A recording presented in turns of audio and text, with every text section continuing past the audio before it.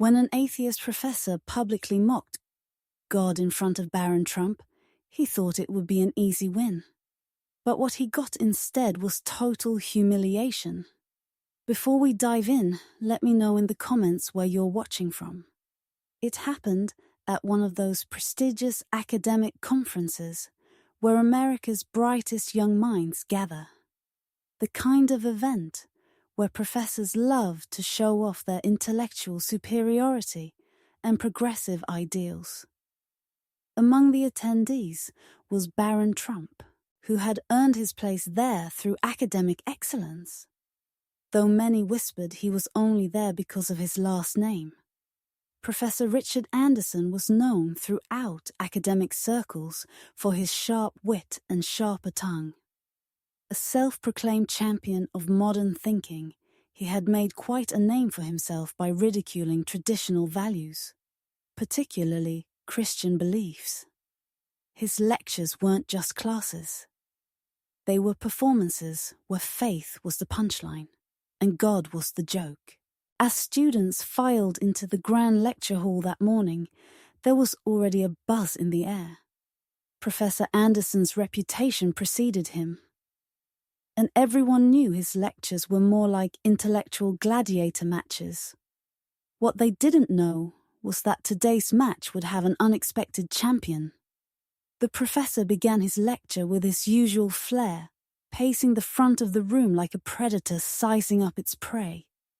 His topic, leaving antiquated beliefs behind. Embracing modern rationality, his eyes scanned the room, landing briefly on Barron. A slight smirk played at the corners of his mouth. Little did he know he was about to face the most challenging and humbling experience of his academic career. "Let's address the elephant in the room," Professor Anderson declared, folding his arms across his chest.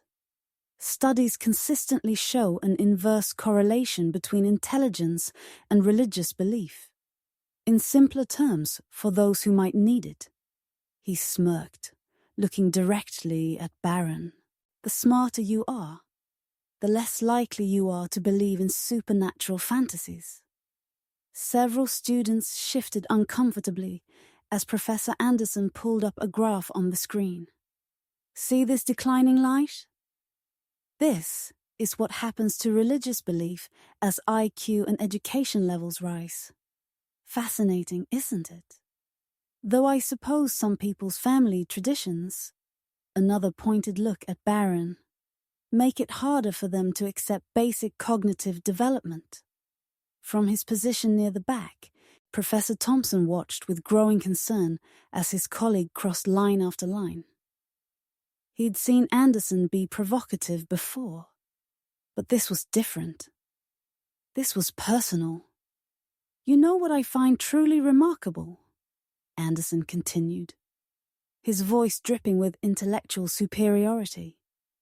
"In this room, we have some of the brightest young minds in America, future scientists, leaders, thinkers.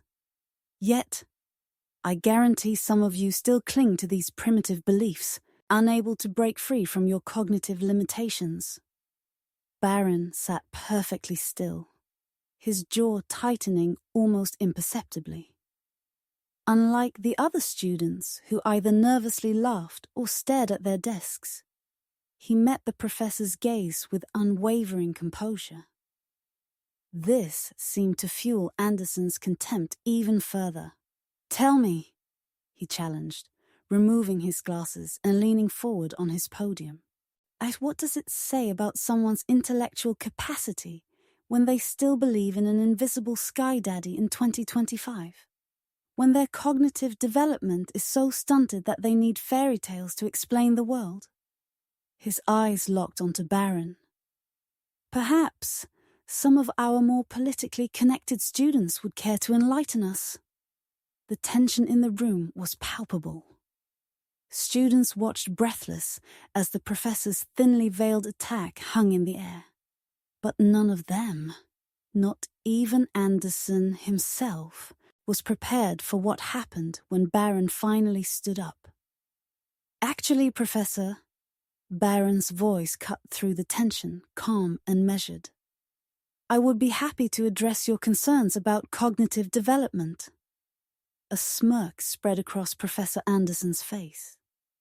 "Well, well, young Mr. Trump wants to educate us about intellectual capacity." He gestured theatrically.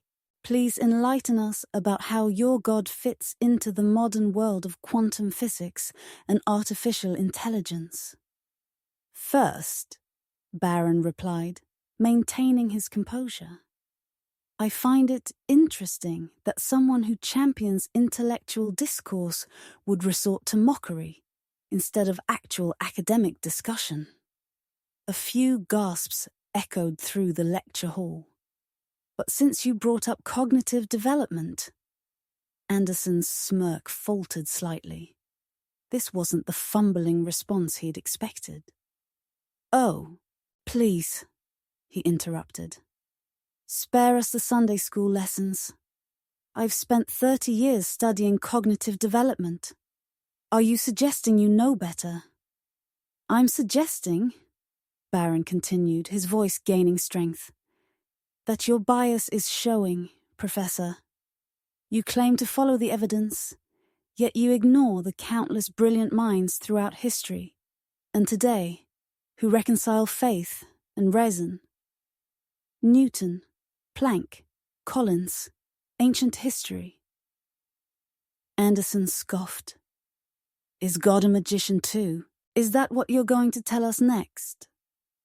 His attempt at humor fell flat as students watched Barron's collected response. "You know what's fascinating, Professor?" Barron stood straighter. "You mock faith while displaying your own kind of religious devotion, a blind faith in your own intellectual superiority. You've created your own form of dogma, where anyone who disagrees with you must be cognitively inferior." The room fell silent. Professor Thompson leaned forward in his seat, watching his colleague's face redden. Anderson had encountered this level of articulation, this calm dismantling of his assumptions.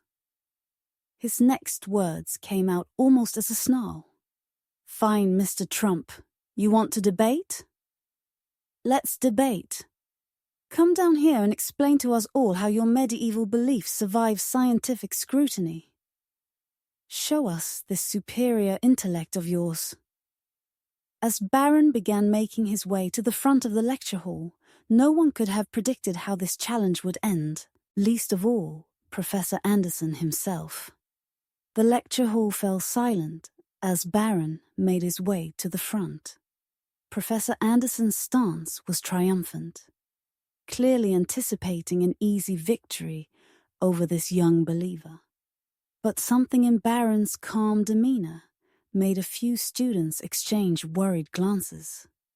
"Since you mentioned quantum physics earlier," Barron began, his voice clear and steady, "let's start there. You claim faith is incompatible with modern science, yet quantum mechanics itself has shown us that reality is far stranger than our limited human minds can comprehend." "Oh, please," Anderson interrupted. "Don't try to use quantum mechanics to justify..."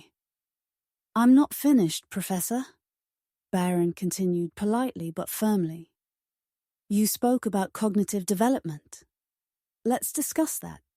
You argue that belief in God indicates lower intelligence, yet you ignore the extensive research showing that faith often correlates with higher resilience, stronger community bonds, and better mental health outcomes." Anderson's face twitched. This wasn't going according to his plan. "Correlation doesn't equal causation," he retorted. "Exactly my point, Professor. Yet you had no problem implying causation when it suited your argument about IQ and religious belief." A murmur of appreciation rippled through the audience. Professor Thompson watched as his colleague's confident smirk began to fade. "But let's address your real issue, Professor," Barron continued. You're not really angry at God or religion. You're angry at what you perceive as intellectual weakness. So, let me ask you this. What's more intellectually honest? Admitting there might be things beyond our current understanding, or arrogantly claiming we figured it all out? Anderson's face reddened. That's not what... When you mock faith, Professor, Barron pressed on, you're not just mocking me or my beliefs.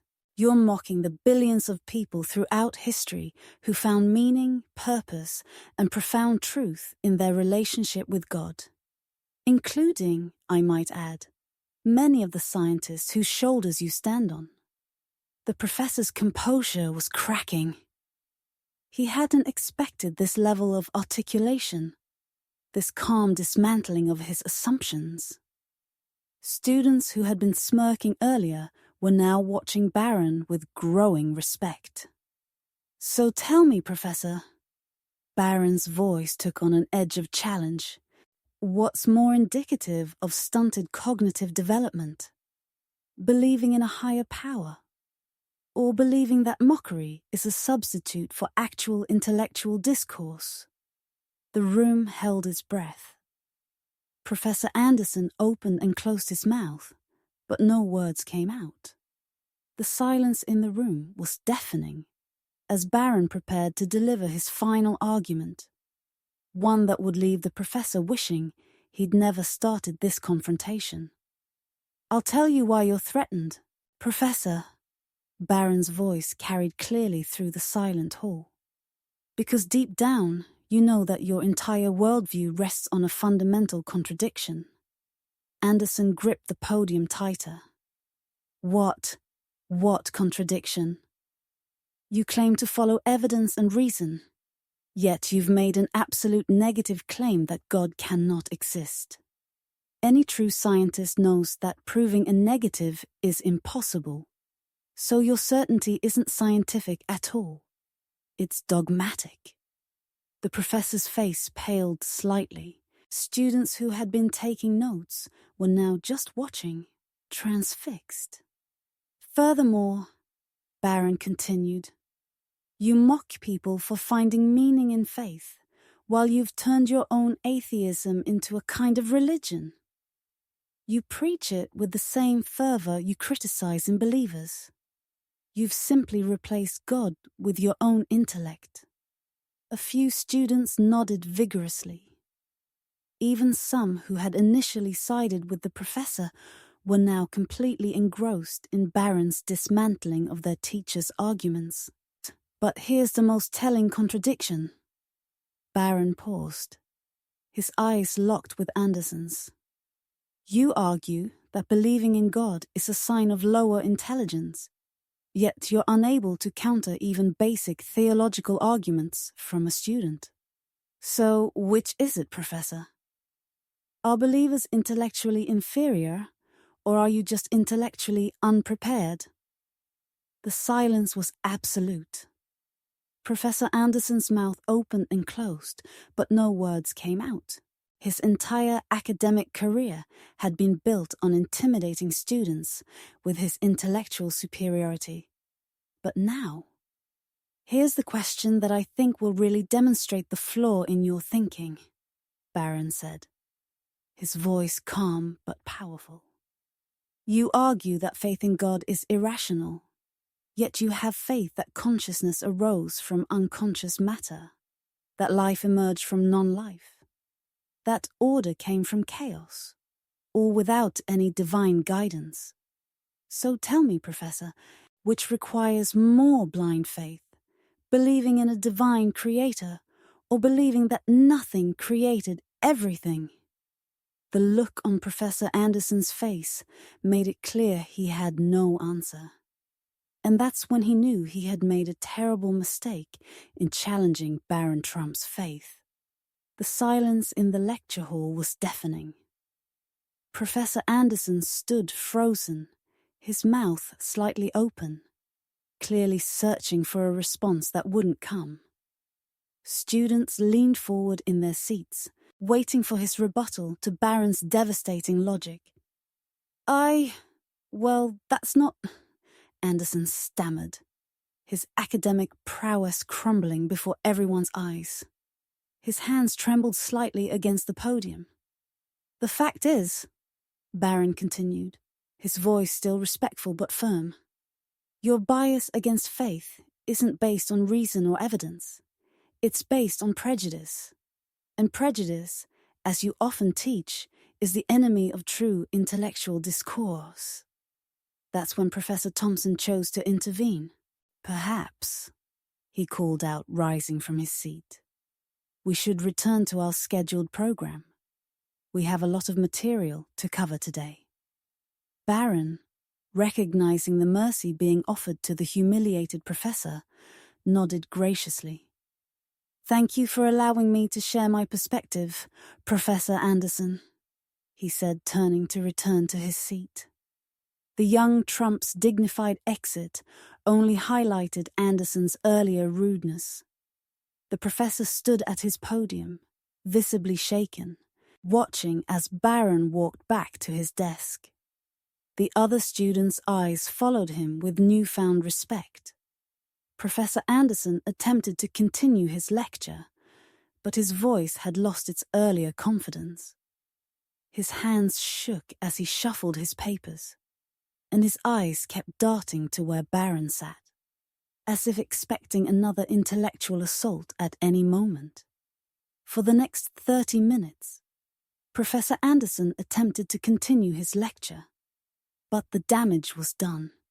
His voice, usually so confident and commanding, now wavered with uncertainty. Every assertion made seemed to echo with his earlier humiliation. Students who had once hung on his every word were now stealing glances at Barron, their expressions a mixture of awe and respect. A few were quietly taking notes, but not about the lecture. They were recording what they had just witnessed. The modern approach to cognitive development.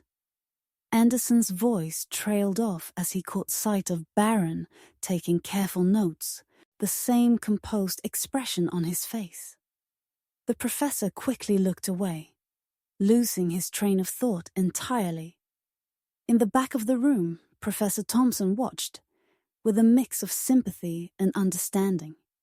He had warned Anderson about his increasingly aggressive attacks on students' beliefs, but his friend had been too convinced of his own intellectual superiority to listen. The once mighty professor's hands trembled slightly as he turned to the presentation slides. The words that he had confidently proclaimed hundreds of times before now seemed to mock him. Rational thinking in the modern age. The irony was lost on no one. A student raised her hand to ask a question about the material, but Anderson flinched visibly, as if expecting another challenge to his worldview. The rest of the class passed in a blur of stumbled explanations and uncomfortable silences. Not a single person in that lecture hall was thinking about the scheduled material. They were all replaying the moment when a young man's unwavering faith and sharp intellect had systematically dismantled their professor's life's work. As the lecture finally drew to a close, the usual shuffle of students packing their bags was accompanied by an unusual buzz of excited whispers. Groups were already forming, all discussing what they'd witnessed. Did you see how he just... I've never seen anyone stand up to him like that. The way he stayed so calm while the Professor Anderson barely managed to dismiss the class. His usual authoritative closing remarks were reduced to a mumbled, "We continue next time." His hands shook as he gathered his materials, avoiding eye contact with everyone. A small group of students who had previously laughed at his anti-religious jokes now stood awkwardly by the door, watching as their once intimidating professor seemed to physically shrink behind his podium. The intellectual giant who had dominated this hall for years had been revealed as something far less impressive. "Barron," one student called out as he headed for the exit. "That was incredible." Others nodded in agreement, some even applauding. Through it all, Barron maintained his humble demeanor, politely thanking them, but refusing to revel in his opponent's humiliation. Professor Thompson approached his colleague, who was still frozen behind the podium. "Richard," he said quietly, "perhaps this is an opportunity for some reflection." Anderson just nodded, his eyes fixed on where Barron had been sitting. The young Trump's empty seat seemed to mock everything Anderson had believed about faith, intelligence, and his own intellectual superiority. The question now wasn't whether he would change his approach to teaching. It was how much of his worldview would survive this devastating encounter. As the conference concluded that afternoon, Professor Anderson was seen sitting alone in the now empty lecture hall, staring at his notes. 30 years of mocking faith were reduced to meaningless scribbles by a young man's unwavering conviction. "Excuse me, Professor?" It was Barron stopping by before leaving. Anderson looked up, his arrogance replaced by something new, respect. "You know," Anderson said quietly, "in all my years of teaching, no one has ever made me question my own intellectual arrogance like you did today." Barron smiled graciously. "Sometimes the strongest arguments for faith are made by those who try to destroy it." The professor nodded slowly. "Maybe," he replied. "The truly closed minds aren't the ones who believe in God, but the ones who mock those who do." That day became legendary in academic circles, not just as the day when Barron Trump defended his faith with extraordinary eloquence, but as proof that when truth meets arrogance, truth always wins. The video from that lecture hall has circulated through every major university in America, reminding everyone that faith and intellect aren't enemies. They're allies in the search for truth. If this story inspired you, don't forget to like and subscribe. Thanks for watching. God bless you and God bless America.